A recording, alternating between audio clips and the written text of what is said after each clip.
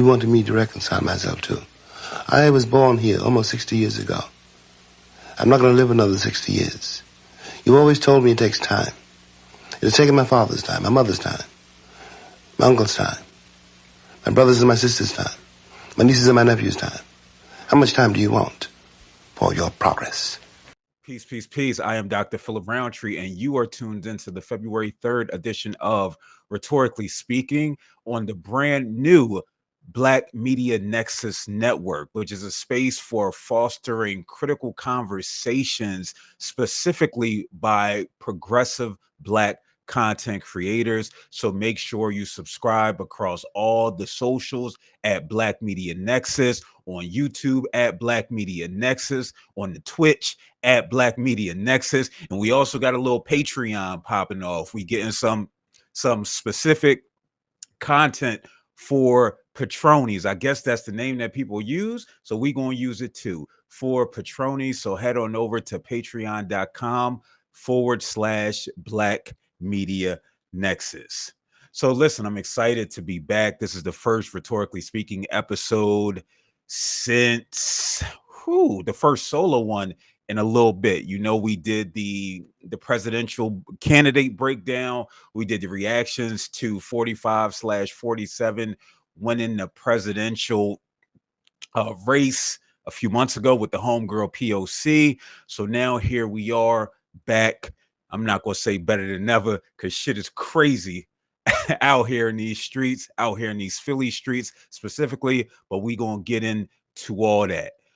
But first, we're going to have a conversation about the new tariffs that your man 45/47 has implemented and will be beginning tomorrow, February 4th, 2025. We're going to talk about how that's going to be impacting your wallet. We're also going to break down the latest ICE raids that's been happening across the country, but specifically here in Philly. And last but certainly not least, we're bringing to you this new segment called Dr. Phil's Black Thought of the Day, because you know I'm always thinking, I'm always pontificating on something. Today, I'm going to be having a conversation about how white validation keeps holding Black folk back, especially in light of the Grammys that took place last night. So first, let's get it started. 45/47. I don't know if I necessarily have processed what that's going to look like for the next 4 years. Some of you be like, well, Phil, you weren't for either Republicans or Democrats. You voted third party. Yes, I did. That doesn't mean that I wanted old boy to be back in office. What it meant was, and what it continues to mean, is that I have this dream. I have this dream. Rest in peace, Dr. King, whom we celebrated a few weeks ago. I had this dream about what this country could look like with healthier leadership. Leadership that I don't think neither Republicans nor Democrat, could truly offer in a way that keeps humanity at the forefront. I'll leave it at that. So back to these tariffs. Trump, oh Lord, I said the name. Hopefully, I don't know if that's like saying Candyman or what, but 45/47 has imposed a 25% tariff on goods from Canada and Mexico and 10% on Chinese imports. And so you may be asking yourself, like I was, well, what does this mean? What it means is higher prices on things like cars, electronics, food, etc., etc. Economists warn that these tariffs will hit American consumers the hardest, raising costs across the board. So for me, in order to understand what tariffs meant and how it directly impacts me, I went to a space that I probably shouldn't be going to. I went to artificial intelligence. And why do I say that maybe I shouldn't be going to artificial intelligence? Because we recognize that it's detrimental to things like climate change, outside of the detriment to just our ability to think intellectually and to accumulate knowledge and practice wisdom. We know that artificial intelligence is perfect for an anti-intellectual society, a place where we find ourselves.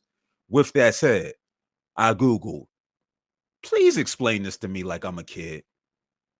And they explained it to me like a kid. And so what I'm going to do is I'm going to attempt to explain it in a way for you all to understand how these tariffs on imports will impact us all.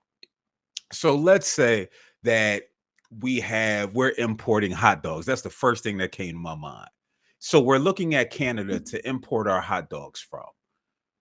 Right. And so you have a business saying, okay, we're going to get our hot dogs from Canada at $5 a case. Like, you, Canada, what's up, fam? Okay, $5? Bet. All right.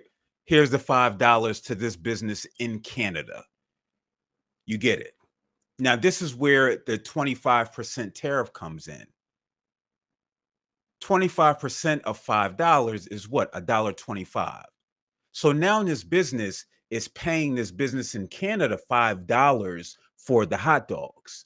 But now they're paying the American government $1.25 for getting it from Canada. So instead of paying $5 in total, this business is now paying $6.25. Right? Now think about this from a larger landscape where we're talking about millions and billions of dollars in imports that are coming from these various countries. They're paying 25% to the government. Now, you may be looking at it, okay, how does this impact me? This business is paying the 6.25 instead of the 5. Well, what'll happen is if they're paying the 5, and we know that inflation has already been a thing, let's look at something like eggs, right? We're going to switch from hot dogs to eggs. So if they're paying $5 for the eggs and they're hitting us for the eggs for $7.50, that means they made what? A $2.50 profit. Now, because it's $6.25, they're going to boost the price even more. So now it's just like, okay, we don't want to have this $1.25 profit. Let's boost it to $9. Let's boost it to $10 because we have to make something, because we have to give up the government a piece of what it is that we're buying, because we're getting it from this specific location. Now, in turn, Canada, Mexico, and Canada already said that they're going to do the same thing. They're saying, because what'll happen? Folks will be like, okay, you know what? I'm not messing with Canada.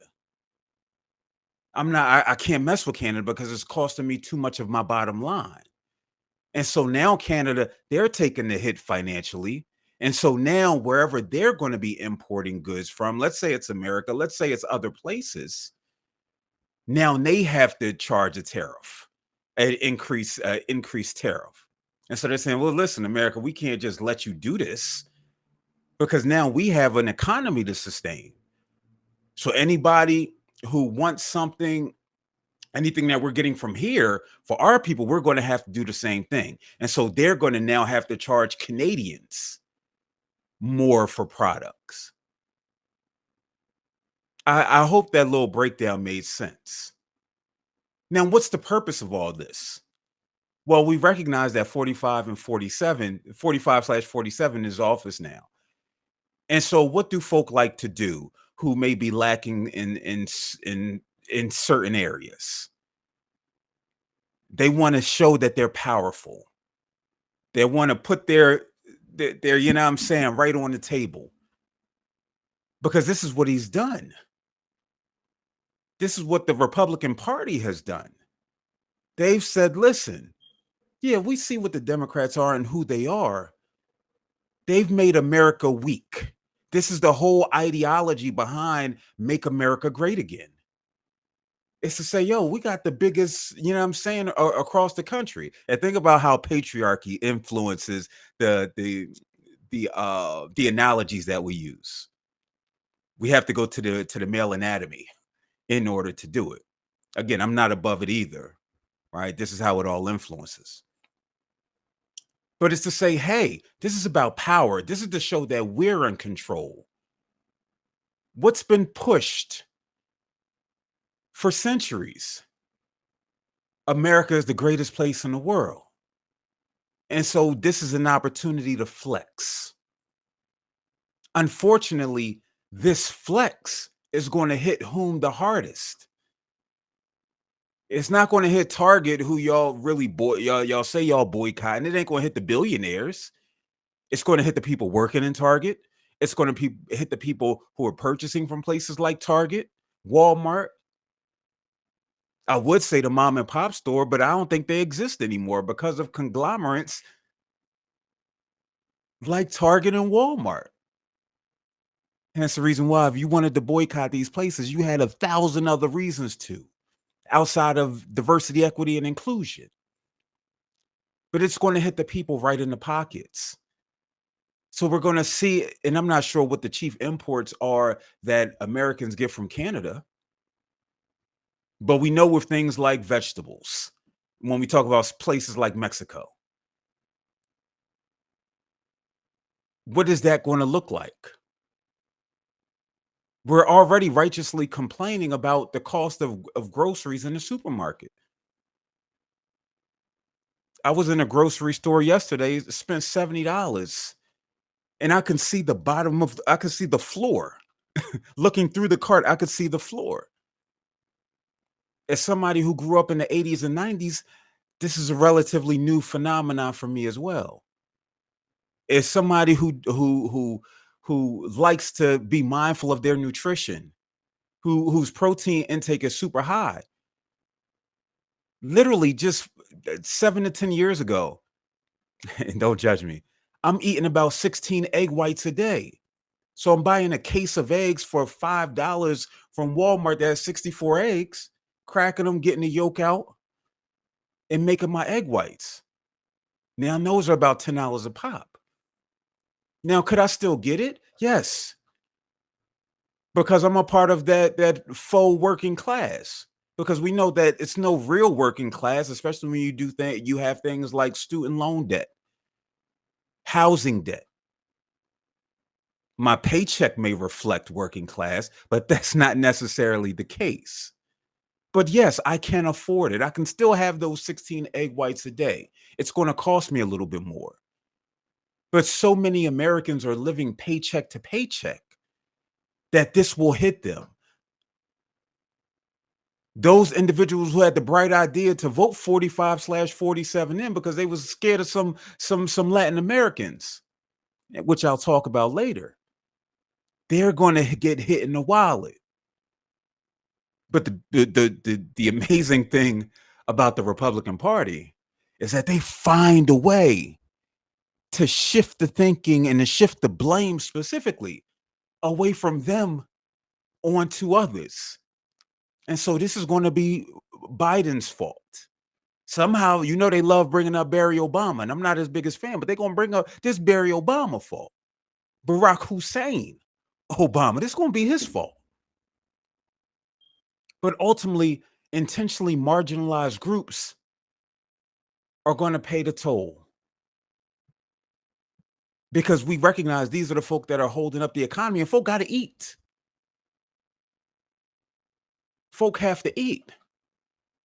But what I do wonder, because I go to places like Dollar General every day, and we start to see them having groceries there. It's not organic, which they say, hey, that's the best thing to eat. Get some more organic fruit or organic vegetables. We're going to see more and more people shopping at the dollar that once was dollar store. Now it's about $1.25. We're going to see folks shopping there for their groceries, where the quality is different. All right. Now, the argument that's offered by 45/47 and his cronies is that this is going to stop the fentanyl crisis. Dog, drugs been getting in America forever. It ain't going to stop. It ain't going to quit. Bad boy. Oh, I don't think I can do that anymore. It's been getting in America forever. This isn't going to stop it. Narcotics in America is American as apple pie.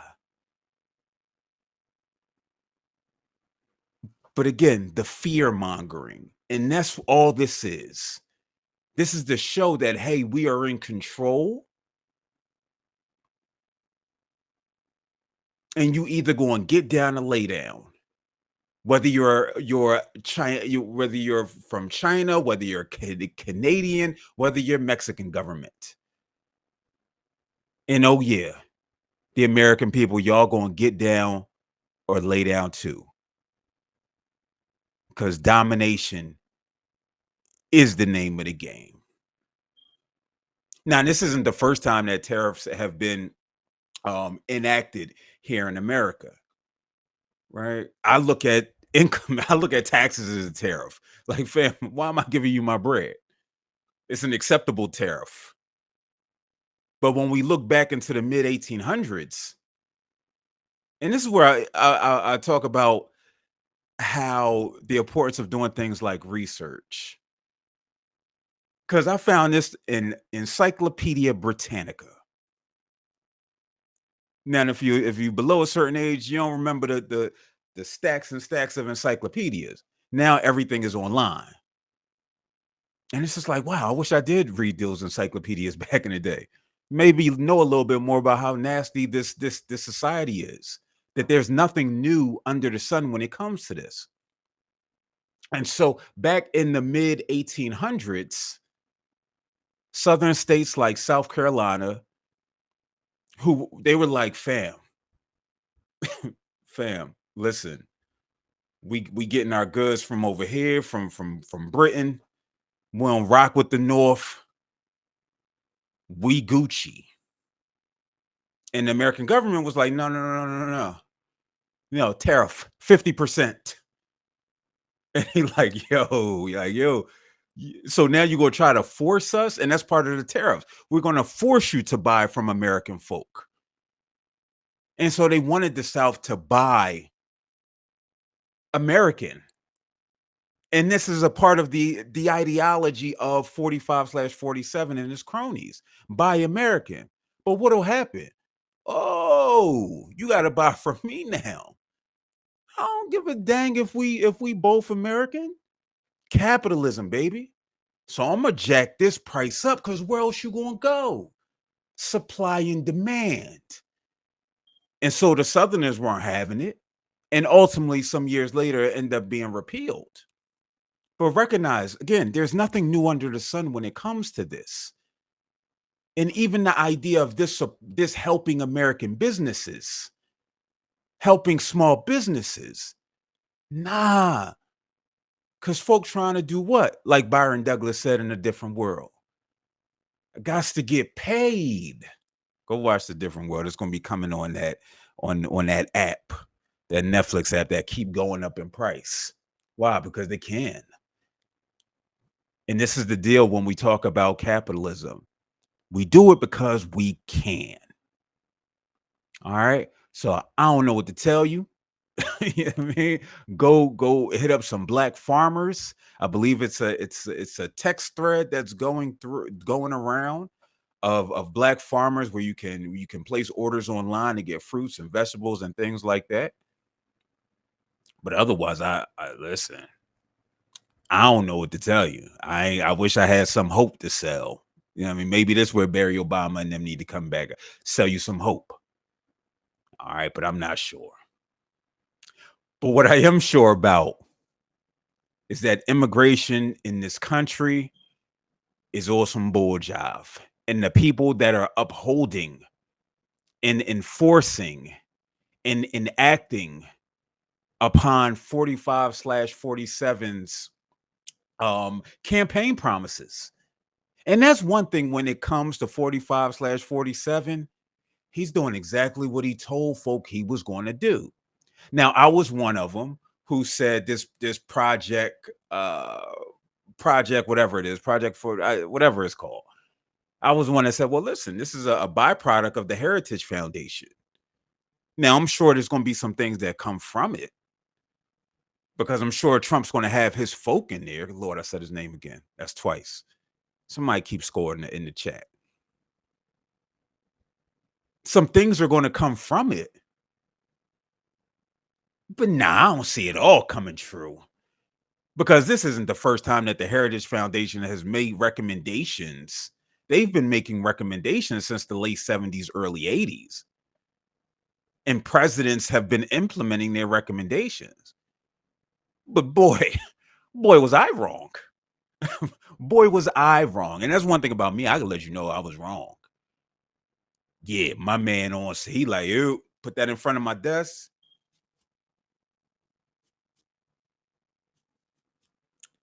I'm getting everything up out of here, right? We're repealing any and everything that we can. And so one of the things that has been highly visible and the effects of have been highly visible are is what's happening with the immigration of what they call illegals, which is an insane perspective to look at human beings.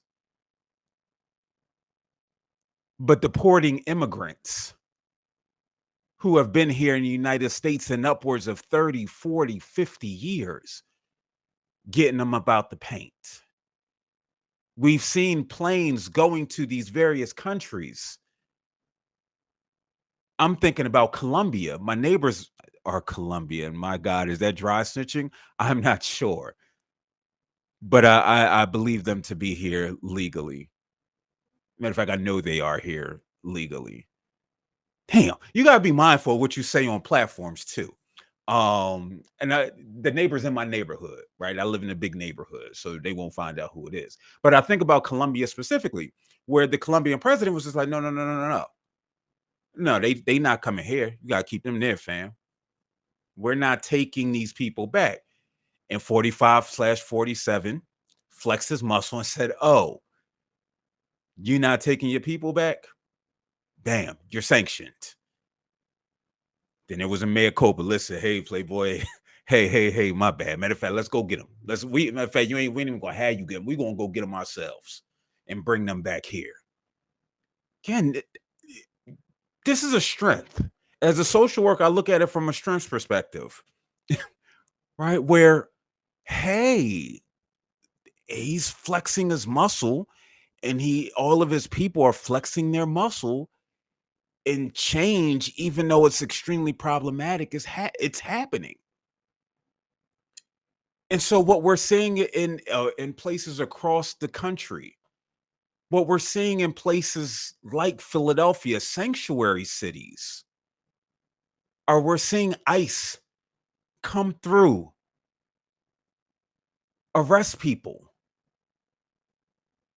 Here in North Philadelphia, 7 people were arrested at a car wash. A family, father and sons, were arrested at a car wash. They just trying to do their job. We know the narrative when it comes to to to immigrants here. And I'm not going to say immigrants here. Latin American immigrants, black immigrants, black and brown immigrants. Cuz notice, I'm not seeing the Irish. I'm not seeing folk whose visas expired from France and from all of these other places be arrested. So we recognize that this is a war against black and brown people. And again, fear. Fear is being used to push these agendas, to push this agenda. But these father and sons are just out here trying to make 11, doing what some folk consider a menial job, just wiping cars down so they can live, so they can eat, so they can house themselves, making a quote unquote honest living in an attempt to live what they say is the American dream. But yet they're arrested by ICE because they don't have the requisite paperwork to remain in this country. Philadelphia is a sanctuary city, which means that it limits cooperation with federal immigration enforcement. So supposedly, what's supposed to take place is the police aren't supposed to um to cooperate, right, and helping them go to these locations and round people up. Schools and city officials, mum is the word. Now, we're not helping you do your job. We're not helping you harm people. And so that's why you have folk like District Attorney Larry Krasner and others condemn the raids. They promise to protect immigrant communities. But I spy with my little eye, and I got 4 of them.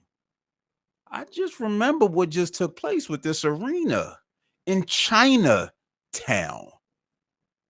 Maybe that's a different type of protection. I'm not sure. Maybe this is a part different. That's another conversation. Maybe because protection, everybody's definition is different. You dig me? But we recognize that this is part of a broader ICE crackdown. Within the last 10 or so days, there have been 7,200 arrests in 9 days. Again, in 9 to 10 days, targeting sanctuary cities. What makes you question, what is the relationship between immigrant communities and law enforcement? Is there a trust? From my perspective, there never was a trust. There can't be a trust because the majority of them folk voted for 45/47. They're the ones who, if it was socially acceptable, will be walking around with their white hoods on, with their swastikas, with their tiki torches. We know that it was a lot of law enforcement down in DC, January 6th, when it was there's the protecting America from itself, right? Righteous protest. Man, miss me with the bull jive, right? Committing acts of terror. Folk who are going down there to harm law enforcement, which this administration, with folk who believe in the ideology of the Republican Party, say that they support. It's irony, contradictory, some cognitive dissonance that exists there. But no, there isn't any trust that exists. And whatever may have existed, just where it's just like, well, I know I'm not going to get hit up just because I'm at Home Depot. And if you live in an area where there's a Home Depot, drive past there about 6, 7 a.m. I know the one near me where it used to be literally maybe 100 people out there looking for honest day's work, selling goods, right? Food, clothing, and so forth. They're not there anymore. They knew the local police weren't going to get them.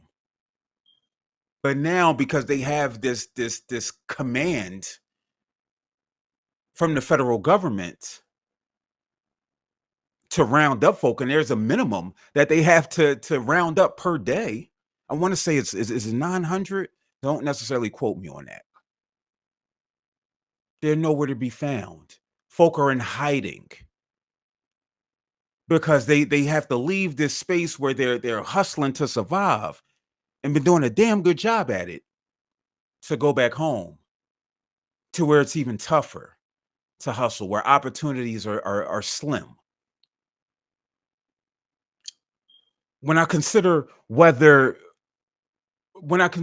means for Philly to be a sanctuary city, and if there's enough protection for immigrants, I would have to say no. Right? I would have to say no. Because what more can you say besides don't do this? Right? What can you say besides, hey, don't do this? I look at school districts across the country who have said, listen, we've talked to our staff, and this is what protection looks like. We've talked to our staff and said, this is how you handle it if ICE comes to our school. We're not here for it.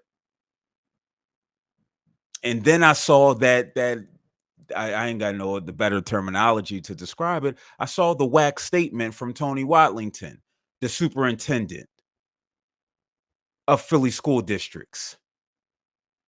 Oh yeah, you know what I mean? We just going to advise them. I don't know if that's what leadership looks like. It needs to be very clear, very definitive. especially when you're talking in the media, because this is the thing that builds trust. So if I'm an immigrant and I send my kid to school, what I heard that man say on the news, I know is no way in hell under his watch they're going to let these folk in.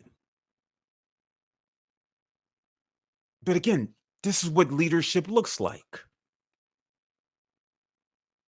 When I consider other protections that maybe could be enacted to help immigrants and what could potentially compromise it.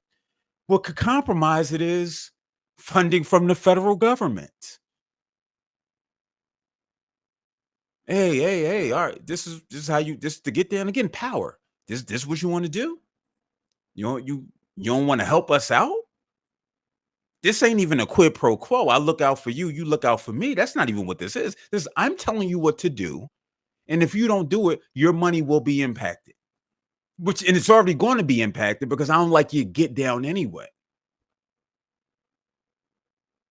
And so because I'm not necessarily in that arena, I can't tell you specifics of what could take place. But what I can tell you are the some reasons why that's not going to happen. It may inhibit these types of things. When I consider whether actions like rounding up immigrants, like they're cattle, like they're herd, actually makes communities safer, we know the answer is no. Statistically speaking, and I keep trying to tell folk this, America is as safe as it's ever been in history, right? Crime is at its lowest point historically. Now we recognize from year to year there may be some changes, right? Like in local places, but as a collective, America is safe as it's ever been. But no, these actions don't make it safer. Why? Because these are people aren't committing crimes, right? And if folk are committing crimes to the way that they try to make you believe, now think about that law that was enacted for the immigrant who killed that white woman. Emphasis on white woman. It's just like, oh my gosh, immigrants are just out here all willy-nilly killing people. They named one. What is it, Riley Lincoln or something like that? Lincoln, something. Please, feel free to correct me in the chat of the name. And it's not to minimize her death at all. But what it is to say that this isn't the norm. But what this also does is this pushes this idea of fear. That because I see now it's brown folk. Historically, it's always been black folk. Black folk, and this is what the issue where we talk about defunding the media, because the media is propaganda and it pushes these ideas that black folk are unsafe, that immigrants are unsafe people, that they don't want the same things. Maybe I need to pull up that James Baldwin clip where he says, yo, you want to raise your kids in your community and be at peace? I want the same thing. And so we either going to live here together or we going to die here together. Because I'm not going to just allow you to make my life hell because of how you view the color of my skin. And so, no, it doesn't make communities safer because folk aren't committing crimes in that way. And when you do commit crimes, it's usually against the people that look like you. Whether we're talking about race-wise, gender speaking, except for when we talk about domestic violence. We know that men are more likely to be domestically violent towards a woman. Or when we look at things like class, socioeconomic status. If I live around poor folk, I'm gonna be more violent towards poor folk who just happen to be black and brown and white and Asian. We just happen to look like each other because of segregation, because of redlining, and so forth. And so all these crackdowns do or reinforce these broader systems of racial profiling and oppression. That's it. And what's at the root of that? At the root of that, of racial profiling and oppression, are fear and control. Fear and control. That's all. And so that's why, as I shift gears to Dr. Phil's Black Thought of the Day, in this idea that white validation is harming Black culture and collective progress, I think about Kendrick Lamar. And so, for those who have been following me for the last few years, I want to say the Super Bowl, it was Super Bowl, ooh, was it 2020? Whatever Super Bowl Kendrick Lamar performed, We Gonna Be All Right. Off the album To Pimp a Butterfly, which it's so much irony there. He went on that Super Bowl stage with the West Coast artists and he self-muted himself. He self-muted himself for the line that says, "And we hate po-po," which for me, it was mind-blowing. I was taken aback. Because why? This is such a vital piece of the song. This is a vital piece of the song. This is the purpose. When we're out here protesting George Floyd's murder, Breonna Taylor's murder, when we consider Trayvon Martin, when we consider Sean Bell, when we consider Latasha Harlins, we think about we gonna be all right. We think about justice. And what does justice mean for us? And this is why we hate Popo. When we talk about that trust between communities and the police. And you self-mute yourself, my brother? Oh, no, no, no, no, player. That's not it. That's not it. And so I've critiqued Kendrick much in the same vein as I've critiqued Sean Carter, Capitalistic Hove, in that I see what y'all want to do for Black folk, but it ain't aligning. Because when you give me a "we gonna be all right," you go on stage and you self-mute. When you give us some of your most intimate thoughts on Mr. Morale, you go over there in France or wherever, and you got your legs crossed, rapping the lyrics at a fashion show for white folk in a space that's always been exclusionary to Black folk. And now when we fast forward and you receive all this praise for they not like us, for calling Aubrey Graham to the carpet, for quote unquote exposing him, his anti-Blackness. Even though I still got problems with you talking about pedophilia in the song, and that's the first time you bring this that this knowledge that you have up is in the diss record, which is anti-Black to me.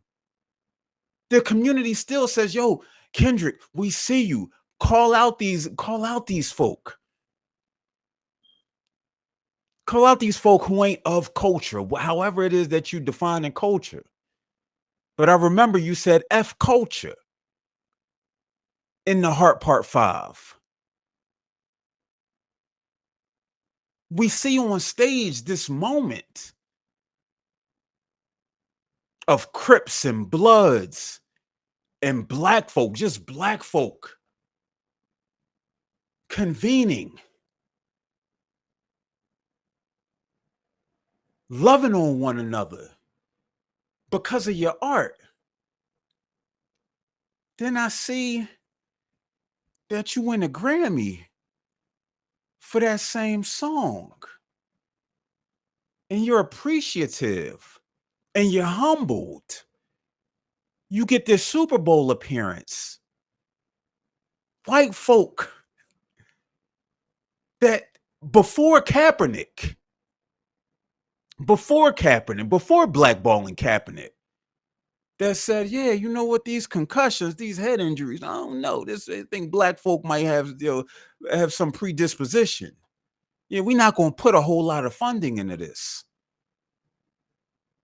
How exclusionary they've been. Now you're going to be on this stage performing. It just ain't making sense. Is it Uchiwali or is it One Mic? Is it Black Girl Lost? Or is it Shorty You Owe Me for Ice? Now I know you can't help being nominated for a Grammy, even though we know that you got to submit to be nominated for a Grammy. So somehow this white validation means something to you. It reminds me of Tabitha Brown, who's saying, I understand why you might not want to support Target, but you got black folk in Target. So if you can, just support the black folk while still supporting this entire structure, this entire system. That folk are out here day in and day out attempting to topple because they believe in shared humanity. And so for years, I've been thinking about the best analogy to highlight this issue that I'm having with not only Kendrick, but with just black artists, black folk in general. Your Beyoncés, your Sean Carters. Hell, me. I ain't above none of this. And so any critique that I offer to black celebrities, I also ask myself the same question. Because we all make concessions. But then will we ever get free? But then I was just sitting and I was thinking, and it came to me like a song I didn't write. I'm going to play this clip now from the late, great Clarence Williams III, who played Kalinga in I'm Gonna Get You Sucker. You know that government office building on 25th Street? Yeah? We went down to take it over. But they were hiring that day. The brothers walked in with guns. Came out with jobs. The brothers weren't mad anymore. And so that's what it is. We gonna be all right. And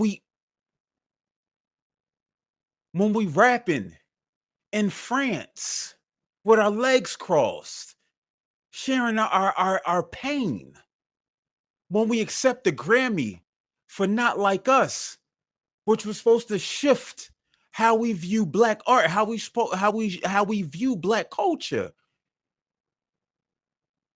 And you get this Grammy. What's being said is, yeah, we got jobs though. We got jobs. We not mad no more. And so I encourage you, not Kendrick, but those who are out there, think about how your thoughts, feelings, and actions are aligned with the struggle. Is there a cognitive dissonance that exists? Because why? How else are we going to free ourselves? And so I'm asking myself that question too. Listen, I appreciate you all tuning in to Rhetorically Speaking, streaming wherever you listen to podcasts. Make sure you go onto the social medias at Black Media Nexus. Like, comment, most definitely subscribe so you can know when all the amazing content is dropping. Also head to the Patreon, patreon.com/Black Media Nexus. If you just appreciate what I'm out here trying to do and what I'm gathering a team of Black creatives, what we're trying to do for community, feel free to donate a couple dollars. We will be back Wednesday with a new hashtag You Good Man Men's Wellness episode. We have the creators of the Fellowship of the Griots, Ala T. Farmer and Donnie Moreland joining us to have conversation, to discuss the intersection between writing and our mental health. With that said, peace.